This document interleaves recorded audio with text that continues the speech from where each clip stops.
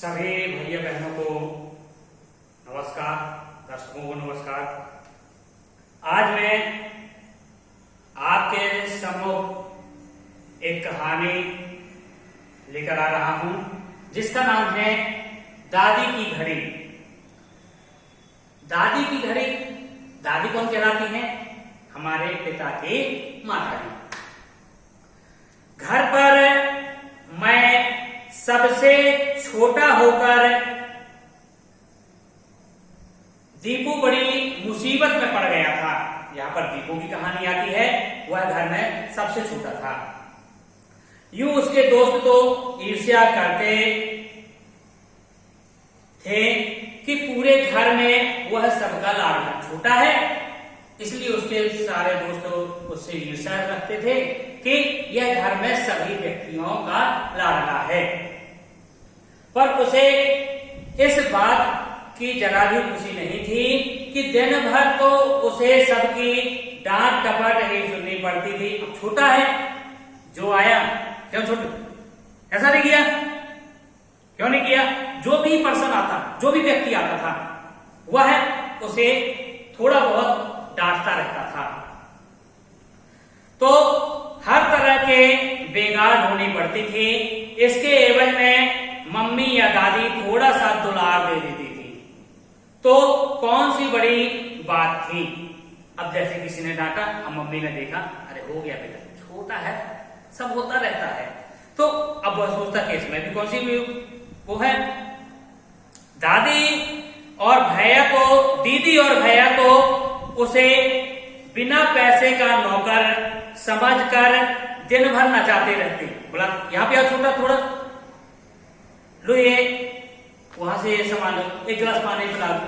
तो नौकरों से जो कार्य करवाया जाता वह दीपू सोच रहा था मुझसे करवाया जा रहा है, वो भी बिना पेमेंट के, नो पेमेंट। बहुत हुआ तो कभी एक आध टॉफी या रंगीन चॉक पकड़ा दी और छुट्टी। अब ज्यादा कहीं वो हुआ तो एक आध टॉफी दे दी, लो बेटा एक टॉफी खा लो, अच्छी मीठी है, मेरा ये काम करो। या अरे दीपू बेटा देखो ये कितनी रंगीन चौक है, आज तक तुमने ना देखी, चाहिए ना, अच्छा ये लो, मेरा ये काम करो। इस तरह से वो अपने सभी काम निकाल लेते थे। ऐसे मौके पर वह सोचता काश वह भी इन लोगों की तरह बड़ा होता तो घर में उसका भी कुछ रौब रहता।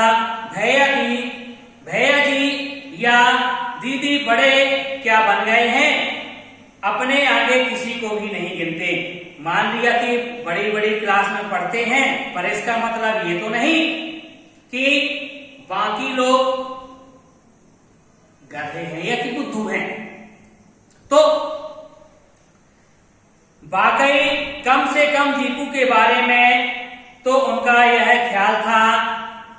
उन्हें इस बात की जैसे खबर ही नहीं थी कि दीपू अब बड़ा हो गया है, स्कूल जाता है। दीपू सोच रहा है कि उनको ये खबर ही नहीं है कि अब मैं भी बड़ा होता जा रहा हूं, मैं भी पढ़ने के लिए विद्यालय जा रहा हूं।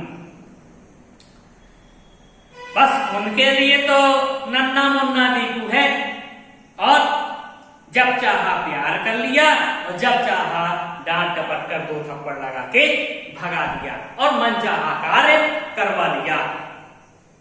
अन्याय की हद तो यह थी कि मम्मी पापा तब उनसे कुछ नहीं कहते थे। यदि बड़े भाई बहनों को डांट दिया, मार दिया, इस बात पर भी मम्मी पापा या दादा दादी कुछ नहीं कहते थे। छोटी वाली दोनों मेजें उन दोनों को घेर रखती थी। जो छोटी मेजें हैं दोनों की, बड़ी दीदी और बड़े भाई के लिए। अलमारियों पर भी उनका ही दखल था।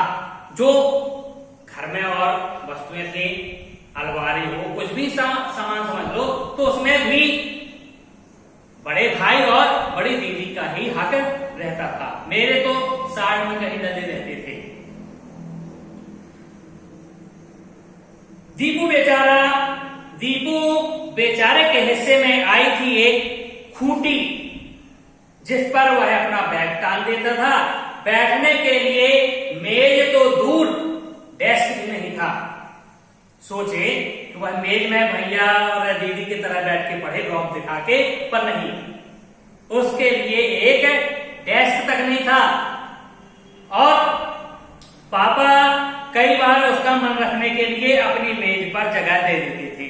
जब वह बिगड़ गया कि नहीं मुझे भी भैया और दीदी की तरह बैठ के पढ़ना है, तो पापा अपनी मेज में बिठा देते थे। वो भी यह गुस्सा ना हो इसलिए। पापा के पास बैठने पर आधी जान तो वैसे ही सूख जाती थी, पापा का नाम लेने पर ही हवा खिसक जाती थी, और जब पापा के पास बैठना पड़ता था तब तो उसकी आधी जान ही निकल गई। क्यों? क्योंकि पापा के सामने उसकी मनमानी नहीं चल रही है। पापा कहें क्या पढ़ रहे हो, तेज पढ़ो थोड़ा, ये अशुद्ध पढ़ रहे हो, ऐसा वैसा, पिताजी का मार्गदर्शन मिलता रहता है। तो वह वहां भी जाने में घबरा रहा था कि कहीं कुछ अनाप शनाप पढ़ लिया या अशुद्ध पढ़ लिया तो पापा जी ने मिला के दो दिए, तो वह इससे भी करता था। पढ़ाई क्या खाक होती, दीपू बेचारा मम्मी के ट्रंक पर ही गुजारा कर लेता। अब पापा के पास नहीं जाना, भैया मारेंगे, थोड़ा बहुत माता जी दुलार करती तो माता जी के पास जाकर वह पढ़ने बैठ जाता था। दीदी भैया जब पढ़ते होते तो घर में कोई ऊंची आवाज में तक बात नहीं करता है। जब दीदी और भैया घर में पढ़ते हैं तो मुझे पढ़ रहे ना ऐसा कहते शांत। पर इसी के विपरीत जब मैं पढ़ने बैठता हूं तो कहीं डेग बजाने लगे, कहीं तेज से बातें करने लगे। तो और हद और तब हुई कि जब कोई उनके यहां बैठने आता तो सबसे पहले नमस्ते करने को कहा जाता कि तू सबसे छोटा है ना, नमस्ते कर जल्दी से। तो मम्मी उनके लिए ढेर सारा नाश्ता बनाती रहती और दीपू बैरा बनकर रसोई के ड्राइंग रूम तक नाश्ता रहता।